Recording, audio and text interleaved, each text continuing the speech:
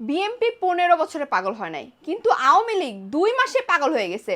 কি ভুলভাল বকে, খালি বলে দেখে নিব দেখে নিব দেখে নিব। ও হ্যাঁ, ওদের তো আবার রক্তেই দেখে নিব আছে।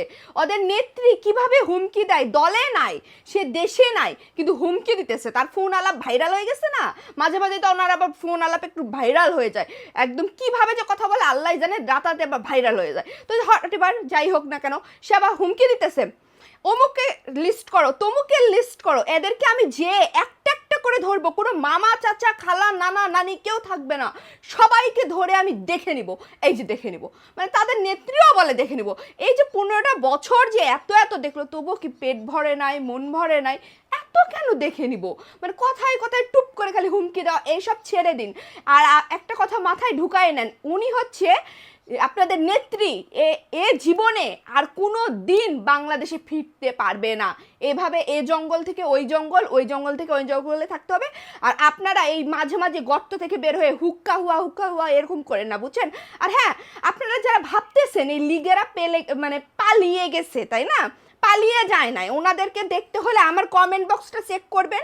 যত পাগল আওয়ামী লীগ আছে আমাকে এসে কমেন্ট করে, আজে বাজে কমেন্ট করে, আর কথায় কথায় আবার আমাকে কমেন্টে লিখে দেখে নিব। আয়নাঘর আপনার কনফার্ম? আমাদের নেত্রী আসুক, আয়নাঘরে সর্বপ্রথম আপনাকে রাখবো। আরে আয়নাঘর তোর মামার বাড়ি জামারে নিয়ে যাবি। শোন, তোদেরকে রাখা হবে আয়নাঘরে, বুঝছো? ওই কি করতে পারবি? শুধু তো ওই কমেন্টই করতে পারবি, আর মাঝে মাঝে তোমাদের নেত্রীর ভাইরাল হয়ে যাবে কথা আলাপ। কিভাবে একটা মানুষ দলে নাই, দেশে নাই, মানুষকে হুমকি দেয়? তাহলে ভেবে দেখুন, এই ব্যক্তিটা যদি দেশে ফিরে, তাহলে এই দেশের অবস্থাটা কি করে ফেলবে?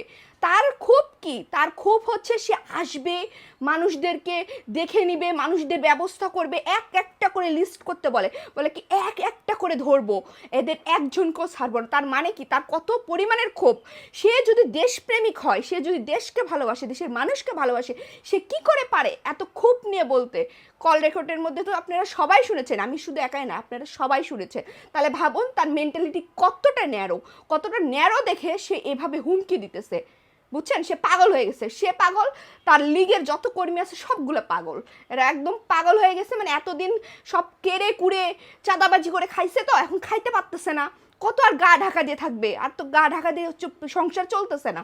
এভাবে চুরি চাপটারি করে মানুষকে মানে ভয় ভীতি দেখায় টাকা লুটপাট করে খেত, এটা আর হচ্ছে না, যার কারণে তাদের মাথা একদম বিগড়ে গেছে। হাই রে, এখন তো কি করব?